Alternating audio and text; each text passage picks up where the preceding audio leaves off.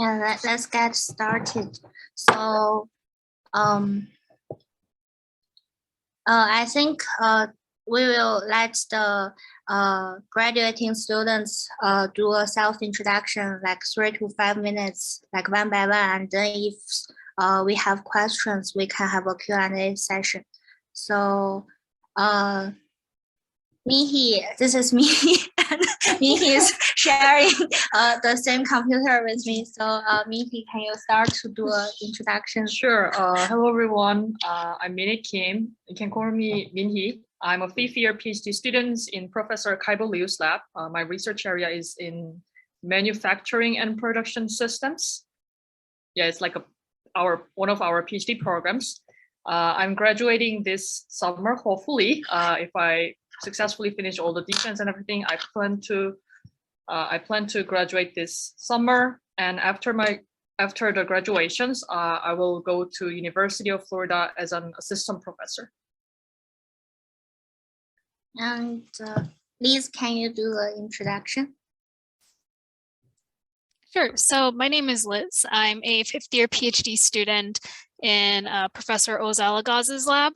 So my research focuses mostly on the kind of intersection of decision science and operations research and healthcare systems. So a lot of my research is kind of in the field of medical decision making.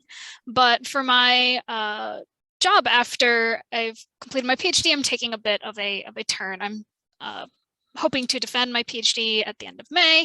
Then hopefully the defense goes well because I've accepted a job offer at JP Morgan Chase to do optimization work related to things like pricing of different sorts of loan products at the bank and different sorts of ad hoc optimization work. So I am taking a bit of a turn away from healthcare with the next part of my career. Yeah. So we have Adam, can you do a self-introduction? Yeah, of course. So I'm Adam. I'm a 4th year PhD student in Laura Albert's lab. And I guess doing the opposite of what Liz is doing. I'm taking a turn towards healthcare. So my work during my PhD is applying optimization and simulation to public sector problems. And then at my job, I'll be at Johns Hopkins Applied Physics Lab, and they have a healthcare next generation healthcare group. So working on machine learning and optimization problems for them. Then Akash, can you? Yeah. Okay, I think we were going by order, but hi, my name is Akash. I'm a PhD student with Professor Raj and Professor Joe. So yeah, I think like everyone else, I'm wrapping up things hopefully in the summer, and beginning in the fall, I'll be joining Oklahoma State as an assistant professor. I really looking forward to warmer weathers there, but I will definitely miss this group here because turns out that there's just only one QSR person. Anyway, you guys can visit me anytime because there's frankly nothing else to do at Stillwater, like literally nothing, and I mean it. So yeah, that's pretty much all. And Jason, can you do? Hi, I'm Jason, and I'm a 5th year PhD student, and my research area is, yeah, you can hear probably my son's crying. So I have a 2 months old baby, and yeah, so let me finish my introduction. So my research is on the data science in advanced manufacturing processes and systems, like I'm establishing statistical machine learning methods. And I will be joining the Texas A&M University as assistant professor after like everything like defense and all. Thank you. So any questions from the audience, like to? So I actually have one question. So we have a various so this is so thank you for accepting the invitation. So that we have a very various like jobs, and I want to ask, how do you decide, or when do you decide to go to the industrial or the academia, like during a PhD study? Like, yeah, so Any of you would like to answer my question? And Sorry, are you talking to me? Are you? no, I just ask all the all the speakers. So Minhee, when do you decide? Yeah. For my case, so I remember my advisor, he kind of asked me to he told me that it is good to decide as soon as possible, but it's such a big decision for me, and I cannot make decisions I think until my third, fourth year. So during my third year, I actually did a summer internship to see if I can how well I can fit into the industry job. And actually, I really liked it. I really liked the company, and I got a returning offer. But I also, although I really like the experience, I also feels like maybe I can do better in academic job. So that summer internship really let me know which one will fits better. So after that, around when I'm becoming fourth year from third year, I think I decided to go to academic career. Yeah, so I think if you are considering both academic and industry, and if you're first, second year PhD students, I think the good thing is just first focus on your research, on your study, because that's the main point you need when you get an academic job or industry jobs. And then after third, fourth year, then I think as long as you have this solid research experiences and knowledge, I think you will be fine whether you go to industry or academic. That was my experience. Thank you. I agree. I would say doing an internship is beneficial to just see what industry is like. You kind of get what at least the research aspect of academia will be like. And I think around fourth year is probably going to be the best time to decide. Before that, and I've talked to Liz about this too, I think before that, often you don't feel like you could do academia, you're not comfortable enough within research. And then the closer you get to graduation, the more comfortable you become. You're like, well, actually, I could see myself doing that.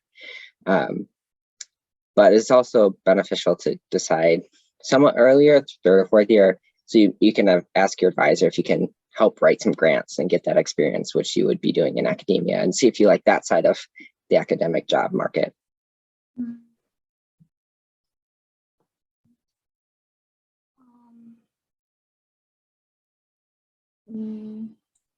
Yeah, so the advice are very helpful. And what kind of intern did you do during your PhD study, Adam?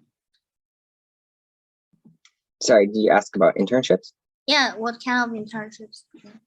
Yeah, so I actually interned with the company that I'm going to. So I interned at Johns Hopkins Applied Physics Lab. And I think something that would be beneficial for people to know is typically at least larger companies, if you intern and then graduate within a year of finishing up your internship, they would be able to provide you a offer without interviewing at that company. But if it's longer than a year, you would typically have to interview again with them rather than just having your internship as the interview. Okay, that's very helpful. I would like to add one point actually to the previous question. I was just formulating that in my head.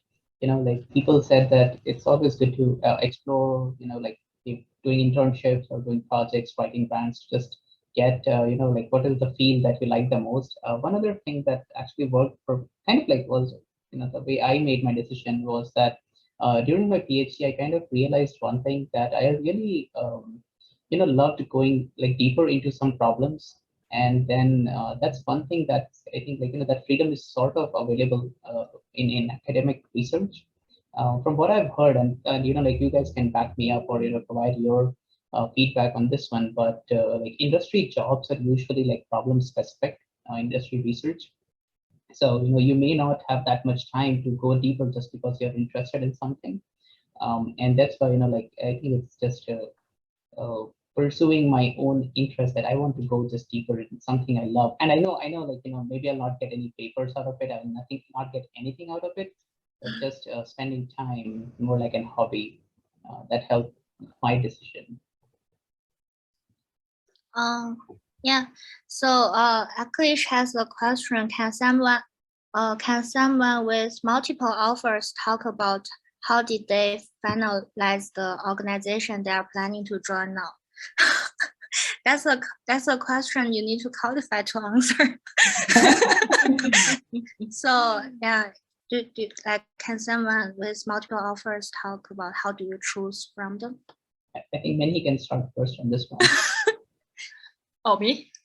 Yeah, so I had multiple offers, luckily, and it was a difficult decision for me because it's not like one really, really great utopian idea organizations compared to like very bad, like something like that. It's like both have different advantages. For instance, in my case, both academic jobs, both are really good university from my point of view, and one is like maybe better research fit with me. There are other colleagues that I can collaborate with, like some other researchers or supports in terms of research and teaching, something like that.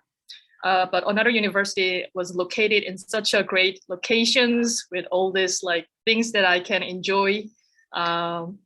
So what I did is I visited both university in person and meet people in person, because I think maybe both industry and academic job, I think for me, what's really important is people who I work with, whether they are nice, whether they are supportive.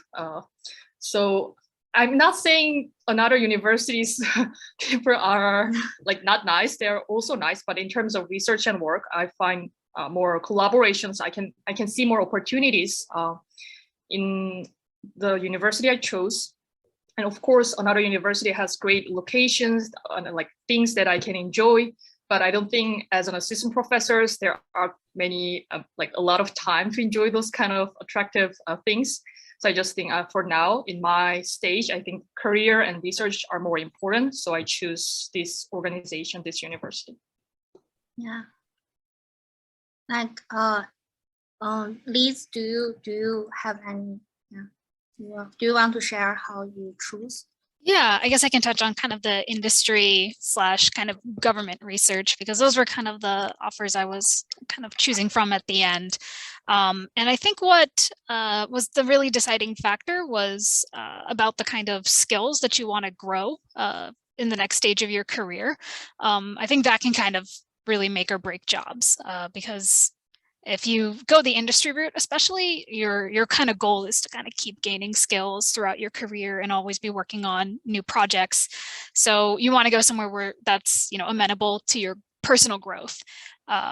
So that might mean you have to trade off on things like maybe you don't like the city quite as much, or maybe the salary might not be quite as good as what you might be hoping for. So those were the kind of things that I was weighing, especially. And I think the biggest choice for me, or the biggest decider for me, was really about like which place can I develop the kinds of skills that I want to, and which also had kind of a good sort of team around it, like a group of people that I like to work with on a regular basis, just like Minhee kind of said. So I think those two are really big things. And yeah, one good thing is that if you do an internship with a group already that you get an offer from them, then you kind of know how they work. So that gives you a good sense. And I see Oculus has a follow-up about the interview experience. So I can maybe talk about that too, since I'm here. But yeah, so the interview experience was a little bit weird because of COVID. So all my interviews were fully remote, which wasn't ideal. And I hope that, Oculus, whenever you're graduating, I hope that's not the case still, but it could be. For some time, especially since companies can save money on interviews this way. But so I think a lot of industry interviews will have at least one kind of behavioral interview and one sort of technical interview. Those will tend to be on different days. You might have more than one of each. So the technical interview is going to vary, I think, a lot based on the kind of job you're picking up. I've had technical interviews, which were literally just things like, tell me about your research in some depth. And then I've had ones where we kind of like went through some coding stuff, or we formulated an optimization problem together. They were relatively I think those kinds of technical interviews are not meant to like show off how smart you are. They just, I think, really want to see you kind of talk through a problem. So like I got stuff wrong in the technical interview, but I kind of talked through a lot of it, and I think that was good enough for them. As far as the behavioral interview goes, those are usually like half an hour to an hour. They might be with your manager or with your maybe manager's manager. A lot of times they'll have you interview with somebody who's kind of 2 steps above you. So those interviews are kind of just really just getting to know you and your work style. And, you know, that's a good way to kind of show to them like the kind of person that you are, because a lot of times they're also hiring, and they're looking for, or when they're hiring, they're looking for somebody that they want to work with, that they, you know, are happy to see in the office, and they feel comfortable talking to them. So it's kind of a broad overview of the interview process. Yeah, of course. That sounds very similar to what they do for academic as well, right? You bring you in for a day or two and just see that how good you are as a colleague. So, sorry to interrupt you, Adam. Please go ahead. No, I was just going to say my experience was a little different, but yeah, I also had multiple job offers, so I can speak to that question if you want me to. So I think, so mine's like semi-industry, my position. It's not really an academic position. And I think in industry positions, the pay varies a lot depending on the organization. So that's definitely one of the main factors within deciding between industry positions, but then also cost of living changes drastically. So that's definitely something to consider. And when I was going through the process, I actually just took a trip out to each of the cities and saw, like, kind of scoped out where I would live and see if that lifestyle would be of interest to me, because it definitely, you know, full-time work, your lifestyle is a little different than being a graduate student. It's more prevalent. And then also, just as Liz was saying, the type of work that you get to do and what skills you can build doing that type of work was something that really made my decision. I wanted to learn more about healthcare and how to apply my skill set to problems in healthcare. And I think the group that I found really allowed me to bring my skill set, but then also build upon it and learn from other people. And then, yeah, for the interview that I had, so I didn't interview with the company that I took a position with because I interned with them, but I interviewed with Rand Corp, and there was not a technical interview. It was just like one day, and it was a lot of meetings with people that were operations researchers. And then there's basically a seminar talk, job talk. And that was basically the whole day. There's never really had to walk through modeling or anything technical.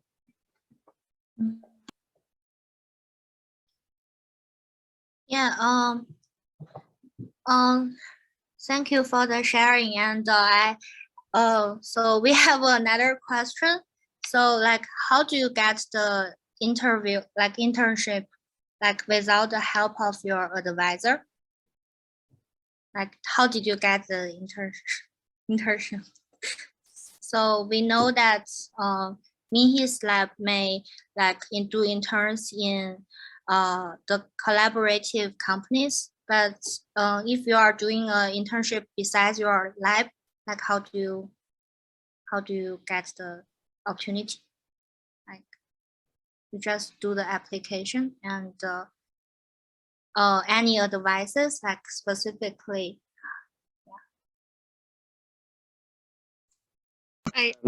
Liz, you go. Okay, I guess I didn't really do an internship during my PhD because I wasn't actually planning on going to industry, and this kind of came out at the end. But I mean, I guess I can speak about applying for a job with a company, or applying to jobs at companies that my advisor has, you know, no connections with. I think one big thing that helps is that if you're active on things like LinkedIn, or if you use the Informs Career Center, if you're a member of Informs, people will reach out to you. Recruiters will reach out to you either through Informs or through LinkedIn. So some opportunities, like, people will actually bring to you, because they're looking for people who have, you know, quantitative backgrounds, whether that's in machine learning or optimization or something else. This skill set is in high demand, and at least this year the job market was very, very hot, especially in industry.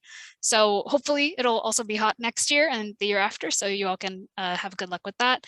But I think being active on like these kinds of, you know, professional social media helps, because it just lets people know that you're looking for jobs, and that you might be someone they can contact.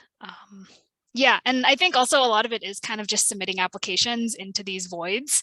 A lot of them you'll never hear back from. Most of mine I never heard back from, but like for every 10 that you submit, if maybe even just like one gets back, or even out of every 20 if one gets back, that's not too bad. That's probably a pretty good ratio. So I think job hunting is a test of your patience and how much disappointment you're willing to put up with. And I think that's true for academia or industry, or these kind of like half academic, half industry jobs. So yeah, just be ready for that. Even the smartest, most like amazing people, you know, I'm sure job hunting really tests them. Liz, I have a quick follow-up question on that one. How, like, you know, like changing fields, did that become, like, you know, would have, like, you know, influence the ratios of the interviews that you were getting? Was it like an issue, did you ask? Yeah. Yeah, so I think for me it wasn't, because what a lot of industries are interested in is your methods, your methodology. So what they were really asking me about was like the integer programming, the simulation, like the stuff I do my research in. They didn't really care so much that the research is like healthcare, because the methods are similar to what they want. So definitely jobs where your methods line up well are probably going to be more interested in you. Than jobs where, you know, maybe you want to pick up some new method, maybe you've done all of your work in one field, but you want to like learn something new. Those jobs you might have some trouble hearing back from them if you really want to like switch up your methods. But I think one good thing about industry is that if you're interested in doing something new, there's probably always going to be opportunities to do that, especially if you join a big company. So yeah, I think if you're worried about like your application area holding you back, at least in industry, I don't think people are worried about that too much. And don't feel like you can't leverage your contacts. Like, definitely talk to people in the department. Like, almost everyone in my lab has gone to industry. 3 people are at Amazon, one's at a Naval Research Center. So like, talk to people, and then they can get you in contact with people at those organizations, especially for internships. I think that's a good way to like first gauge if like that company would be a nice fit for you, but then also they can like tell their bosses to look out for a specific application. Yeah, everything is like getting to know people and recruiters. That's everything. Oh yeah, I was going to say also, a lot of companies go to conferences, so you can look for these companies at conferences or people from the companies and talk to them as well. So so maybe I will ask a follow-up question first, and then we can go to Akilesh's new question. So can I ask how many applications did you submit in the in the program, in the process? Like how many? So I know that last year, so we have a graduate student, and last year is a really tough year, and he said he submit 2,000 applications. And so, but finally he got a great job. So like, how many applications do you submit? Like, do you feel like in some area or some field, some kind of jobs, you always get a feedback, like they always go back to you, but in other fields, you never get interview? Like, do you feel like how to target? Like, do you know like any advice how to target the application? Like, yeah, if I no. Okay. So I applied to 3, but I had a job offer in hand, so I was very selective. And then of the 3, I had another job offer. So if you don't want to do a lot of work, you can be selective and like dedicate your time to a few of them. That is one approach. The other approach is to send applications out to a lot of places. Oh, Adam, maybe if you can confirm this, but for at least your RAND application, one of your selective applications, you had a contact there, right? Like, you weren't working with the contact? You weren't working with Jonathan or anything? Nope. Oh, okay. Never mind. I'm sorry. I take that back. Adam is very selective and got a good record, I guess. Okay. Sorry, my bad. Because I was going to say maybe like if you have contacts at places, maybe you can afford to be a little bit selective, or you can just be a superstar like Adam. So Yeah. So I think Adam is really special. So maybe at least for me, I don't think I can only apply 3. And so Akilish has a new question. Did you guys take the first offer or did you negotiate it? I think, I've not spoken in a while. I can take that one first. So for me, I got the first offer, and usually, like the academic job that goes along like a season, starts off in September and then starts to die down around February or March, where the last offers are being made. The first offer that was made to me was end of January, and that was also like a school that I like, but may not be at the best, like where I would like to go. But it was going too deep for me. So, and I was not really listening positively from other schools. I was still like due for the second rounds or on-sites, those kind of rounds. So it really, becomes, like for, at least for the academic job, the way you can think of is that, draw a minimum threshold that where you would be like, okay with that position, and any university or position that you get above that threshold, you'd be safe to pick that position. So for me, this university was the threshold, and I was not sure that if I should go with the threshold or not. Luckily, thanks to the snowstorm apparently that happened in the second week of February, I was able to interview someplace else, which was much above to that threshold. And although I liked the first offer that I received, eventually I had to kind of like drop that one and go to the second offer that was made to me. A couple of weeks later, some other interviews came, but then the decision was already made. So in academia, it's things will not happen for first 3-4 months, and then suddenly everything will start crashing in. And then that's why it's probably better to just have something like, you are okay with this. And then if you're fine and you're still expecting something, not sure things are moving or not, then you can go ahead with it. Because a recent trend that is happening, at least in academia, is that they are giving you much less time to make a decision. Like previously, I've heard that used to be like 2 weeks or so. Right now, it's just like 96 hours, just 4 days and make a decision. Yeah, that happened like to the both places that I heard from. So I think that might be a better approach. Of course, you can take the first offer and try to negotiate at all other places that you are expecting to hear, and they will move. If they like you, they will move. That's what happened for the second university that I got the offer from. So that's kind of like one experience I can tell from the academia. But yes, other guys can chip in. Yeah, it's always has trick to negotiate the offer. Yeah. If you have multiple offers, and any question from the audience? And so I actually have a question. Yeah, go ahead. So, like, Yeah. as Minnie and other people have already said, like doing good research is always very important, whether you're going to industry or academia. But I think that is like common sense. Like a lot of people already know that, but like, what are some like the other things that maybe some other skills or things that you can do to like better prepare yourself, I guess, whatever path you choose to go. I think some of the more like, I don't know, soft skills or other types of projects that you can do to maybe have a better idea of like what you want to do, maybe like better prepare yourself, I guess. So just a general question. Okay, go ahead, Adam. I was just going to speak to the industry side as much as I can. I would say for soft skills, definitely honing presentation skills rather than writing skills. in the industry world, most people work on presentations and share information that way.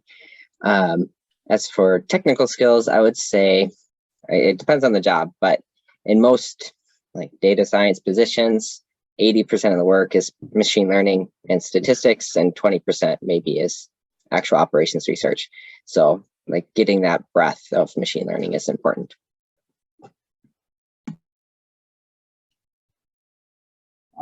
I would add one thing for like academia side of it. It's true, like your research, your CV brings you to the first round or perhaps the on-site round up there. And then I read it in perhaps some of the people's experience of academic interviews. I forgot where exactly, but then it was pretty nicely said that when you're at it's like an audition, so it does not matter which song you will sing, but how you sing. So yes, when you're doing that job there, it does not matter exactly what research you will present. At max present 2 papers or so, but it will really depend like how you present it. That's the time you're selling yourself. So, and then you can set it up. Like what you can work on right now is present and go to like in conferences. That really helps up. That confidence of presenting in front of any audience that you have never seen before. So unlike your labs where you are already familiar with people and present at conferences, talk to people there. So that's just building up the confidence for that on-site presentation. And basically because the whole department will see your work probably the only time at that point of time and will make a decision. So, but yeah, the rule 0 is, of course, you have to have a pretty solid foundation of the research. Yeah, I think in terms of academia job, I got a little bit more. So for the CV, I think, yeah, doing a great research is the most important thing. Of course, everyone knows, but the quality is also important, but I think the log is also important. So the topic that I'm interested in, I'm working on, should be fit to the the position that has been posted, and it depends on it'll be your luck. But if you get a chance, if you are lucky, then you will have multiple positions that you can apply for, and then you will get a interview. Then interview skill, I think, is also very important for me, especially at the beginning. I screwed up many interviews because of no experience of that, but after having some interviews, I kind of improved my skills. And the most important thing that I found is the being yourself, to have a confidence, and don't get nervous and present yourself. And I think that is the most important part during the interviews.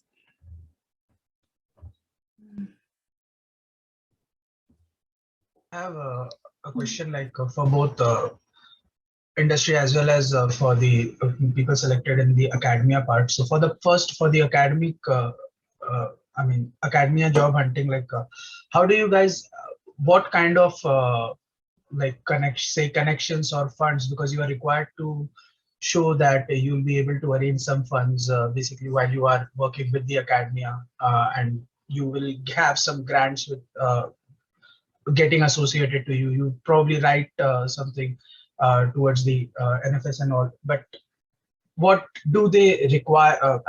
While you were being interviewed, do they wanted you to have some kind of pre-connections in industries or government agencies or something like that while you were interviewing for the academic positions?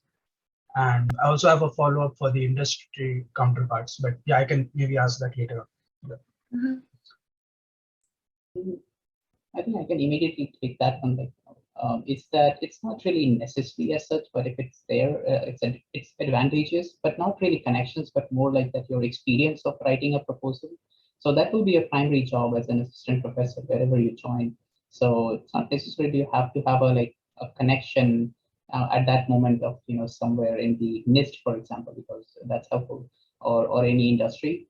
But during a PhD, if you have an experience of writing some big proposals, for even federal NSF or so those kind of agencies, that will be really helpful when your CV is going up for evaluation.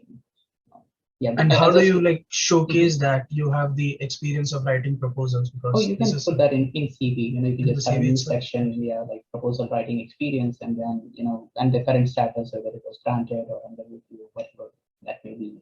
So again, it's good to have at least one. I think that would be, you will have something to talk about because they will ask these questions, and you will of course do some research that like NSF, DoD, DOE, and many other agencies. Other than that, there are also some state and industry collaboration, those kind of bodies that you can look for funding. But then you have to do that research, which will be very specific for the university that you apply for. So yeah, that's my quick take for the academia. But otherwise, can student, yeah. Sure, thanks a lot. Like anything else, like Minnie or Jason, you guys wanted to add? Or I think from, sorry, go ahead. yeah, Go no, ahead, go sorry. Go ahead. Okay, I'll just go first. From my experience, they will definitely ask you about your like funding related experiences, especially after if you apply for jobs like after your PhD graduations without like postdoc or something like that. They will definitely ask you what kind of experiences you have. Like, have you ever like written a proposals, like helped your advisor written proposals? So they will ask that so you can showcase your like experiences for by answering these kind of questions. Another thing is I think many people don't expect PhD students to have like connections with direct connections with companies or like funding, like managers, program managers, something like that. But instead, what you can say is like you need to be well aware of the fundings like your advisors funding that funded your research. Like for instance, what kind of programs have you funded during your PhD students? They can ask these kind of questions. So instead of just like vaguely say, oh, NSF funding, you can like specifically mention what kind of program, what the funding was about, something like that. So you kind of shows them like, although you are PhD students and you don't have your own fundings, that you can show them that you are like well aware of what kind of programs different funding agencies, government agencies have, or what kind of like awards, those kind of, they really like those kind of awards, or what kind of awards you plan to apply if you become a professor, something like that. So I think that's enough that you have some experiences helping writing, and you also were aware of like specific programs or specific opportunities that you will target.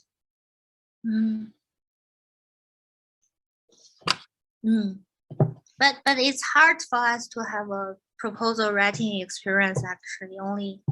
So do you help like professors write proposals, like any of you? I think I have experiences like helping my advisors write proposal writings. So if you are, let's say you're fourth year and thinking about like going to academy, then you can ask your professors to help her or him like writing proposals. They will like it. So yeah, and it's not just for the interview, but that kind of experiences definitely help you in the futures. So I think if you are serious about academic career in your senior years, definitely you should ask your advisors. If she or he doesn't give you an opportunity, you can ask for those opportunities to learn from them and just build your experiences. So anyone want to add? Then Abhijit also want to ask follow-up questions to. Yeah. So yeah, I'm sorry. Like first of all, congratulations to all. Like I missed that part in the picture. Sorry for that. So yeah, Adam and Liz, like what I have like from the industry perspective, it's more on like what you guys will be choosing in your career ahead in time.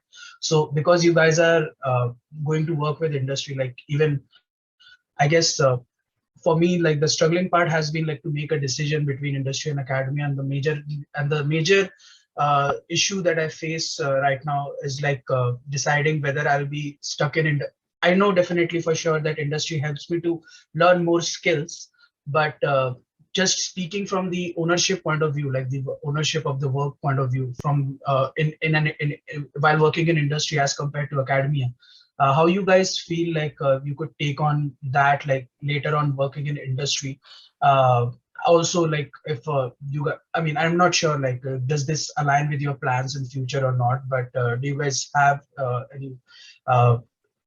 any suggestions for someone who's willing to have like some kind of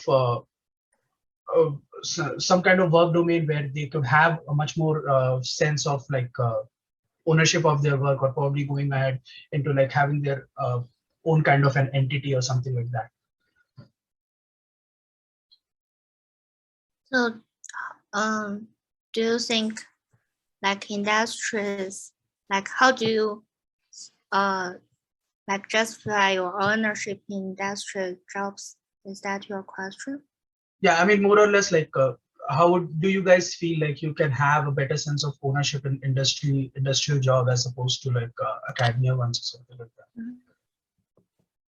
So maybe I'll say one thing. I think to some extent, you're never going to have that kind of ownership in industry that you'll have in academia.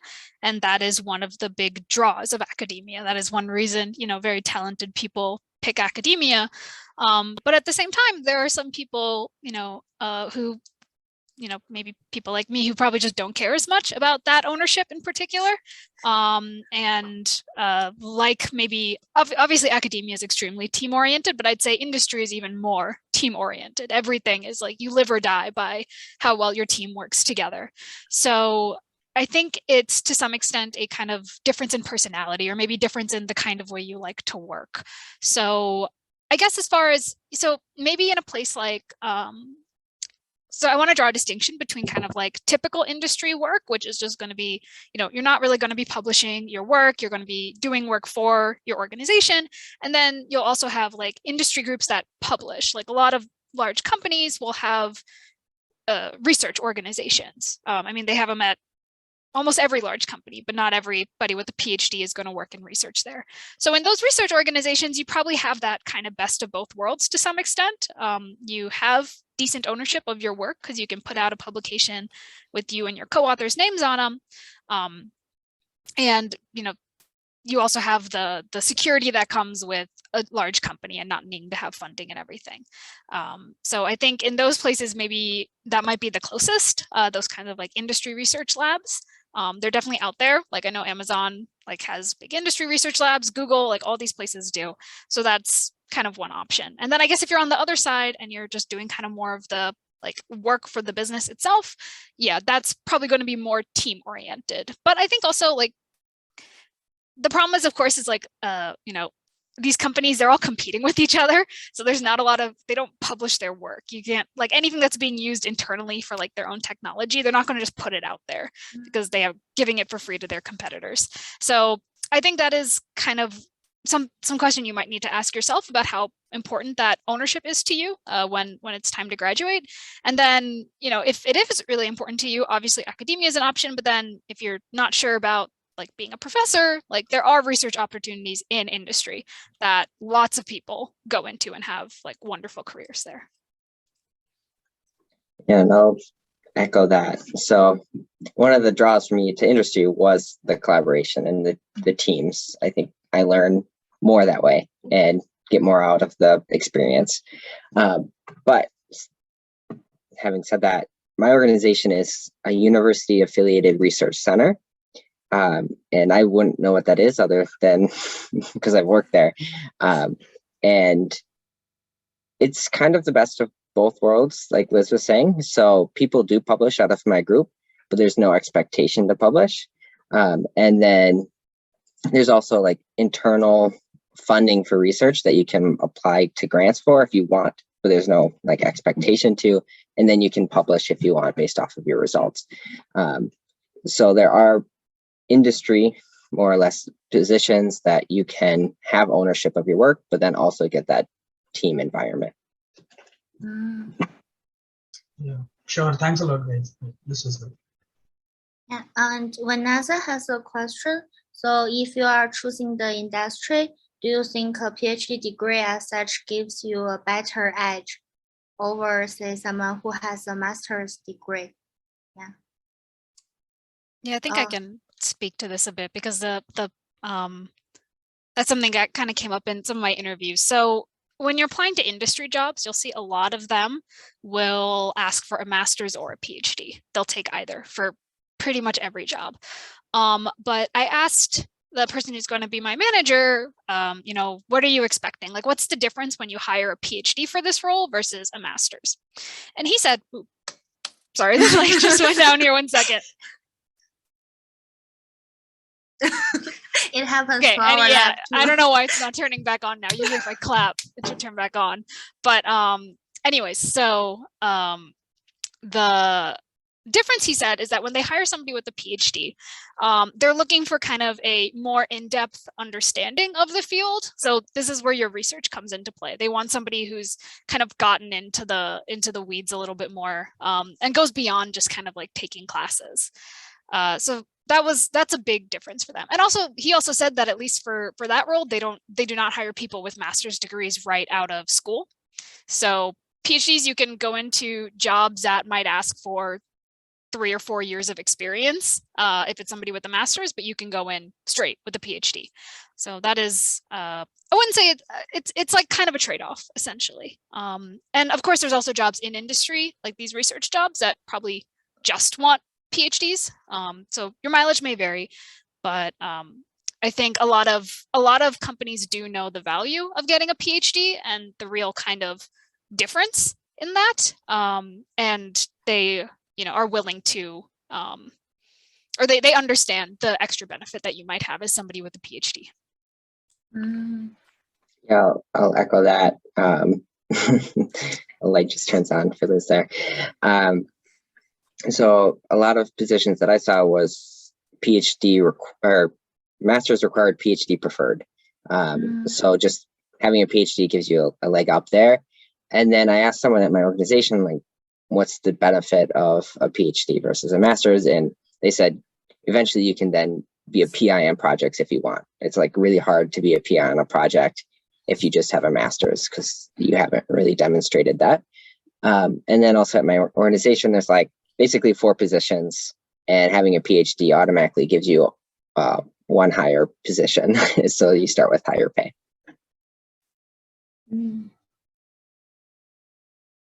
And I think it's 10 minutes left.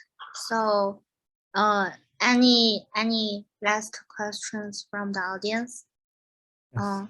Hi folks, thank you for sharing. I just have a question about like what is the rough timeline about your job hunting, and how you deal with like I think in the meanwhile you need to deal with some like stuff regarding your graduation, right? You maybe have some additional research works to do during, I mean, the job hunting period, like how you like prioritize those things, like, yeah.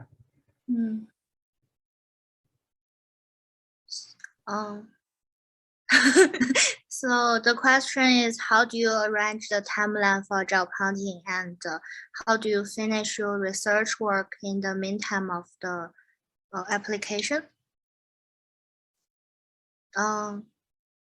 So I think from the academia point of view, the research work is continuing.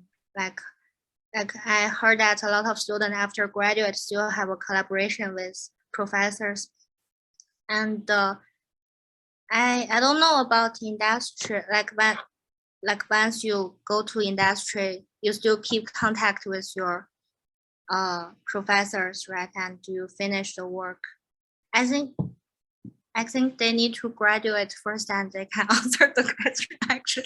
And but how about the timeline? When do you start the application? I think I can, perhaps just quickly say about the academia one. Okay, part of when I answered the last question. So it's kind of a season thing.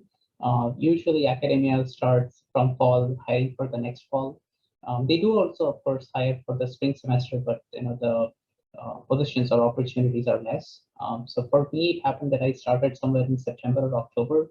In the fall, it goes on for like good 6 months or so. But yes, in that time period, like your of course first focus is to find the job. So if you did like some good research in the initial years, and you might just be like having a couple of revisions coming in that you can work on. But yes, your days would be probably spent in drafting the application for those universities, because in general the opportunities are less. So you want to put out like the best application that you can. But yes, in parallel, of course, there will be some research output that you can negotiate with your advisor, how much is expected. And then if you have any other projects or classes or another thing going on. So yeah, it's kind of tough. Like the last year, it will take some of your toll, but at the end of the day, you leave one good job, and then everything is happy afterwards. Hopefully. Yeah, I'll just say that it's really hard applying for jobs and doing research at the same time.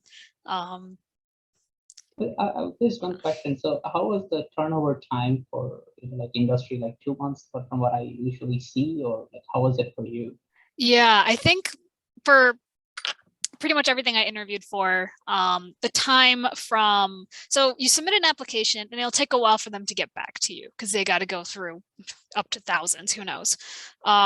But I think the time between my first interview and an actual offer was roughly a month to a month and a half, I think, for the job I ended up taking. So that might be a relative timeline from when you hear back from that recruiter and they get that interview scheduled. Yeah, and I guess as far as like research publishing for people who've gone into industry, I can't obviously speak from my own experience, but I know that some of Dr. Albert's students, and maybe Adam can comment on this, have been able to publish some of their work after they've gone into industry. And I think it's not uncommon for a recent alumni who's working in industry to partner with like a first or second year PhD student to kind of finish up any experiments that the journal needs to publish to get the work out there. So I think that's a very common option for a lot of people. And it might depend also on your advisor, because some advisors are also kind of okay with just whatever's not published by the time you start your job. They'll write it off. They don't care. But some people might expect you to keep working on it even after you graduate. So you have to see with your advisor on that. Yeah, so my experience was, for timeline wise, maybe like 2 to 3 months from when I initially applied to then they get back to you. And then after that, I think it's usually a couple months, maybe up to 3. And the hardest part of industry jobs is lining up your job offers to come at the same time. And usually companies will be flexible, and Rand was for me because I had a deadline. But yeah, that's definitely the hardest part. As far as research output after you graduate, at least in my lab, typically most of the work is not done by you. Some other like early career PhD student will do the majority of the work, and they'll just contact you if they have questions about something. So like you're still publishing your work, but not having to dedicate all the time to it. So it's not like you're overworked. And we have another question from Oliver. Just curious, do you guys have any specific company you hope to work or collaborate with as an assistant professor? As an assistant professor, what kind of company do you want to work with? Oh, yeah. Oh. Yeah, it's a junior faculty members. I heard that it's very hard to find like companies that you want to work with, like that you will work with. So, and so if it's possible, it should be better to feed your research. So in my case, the manufacturing like companies is the like prioritized like companies that I want to work with. Maybe you can the specific field also depends on your research. For example, it can be like the high-tech companies or like multi-stage manufacturing companies, and it depends on the research. But I guess money is money. So if we get a chance, yeah, we will definitely pursue the money to get funding. Thank you. And I think time is almost up. Any like a final advice you want to give our PhD students, like So One thing I'll just say, at least Mhm. regarding advice, get in touch with engineering career services. They can be really, really helpful for things like how to prep for interviews, maybe even just to figure out the timeline for when you should be submitting applications. And then also when you have offers in hand, they can tell you what kind of the average salary should look like for maybe certain roles. So that way you can decide if you need to negotiate. So they're really helpful. They'll do like resume reviews and everything too. So I really recommend getting in touch with them. Julie Ray, I think, is the person who's dedicated to grad students. Yeah, thank you so much. So do you have any? Oh, then any other of you would like to give some advices? I think the most important thing is being patient. For instance, one of the last questions was about timeline. For academic job, sometimes I heard back from some university like after like 6 months, like they just suddenly like want to invite me. I guess like the first first on-site interviewees maybe reject the offers, all of them, and they have to like do another round, something like that. I think that's what I guess happened, but that happened like twice, third for me, like in March or April. I think similar things can happen to industry, or maybe you don't have to wait for like 6 months, but still you have to wait for like being patient. Like you don't know what's going on the other side. But I think it's really important to being patient and just keep yourself calm and sane. Yeah, which is really a difficult thing, but really important. Yeah, thank you so much. And thank you for accepting the invitation and the time sharing the experience. Thank you so much. And yeah, keep in touch. Thank you, everyone. Bye, everyone. Bye, guys.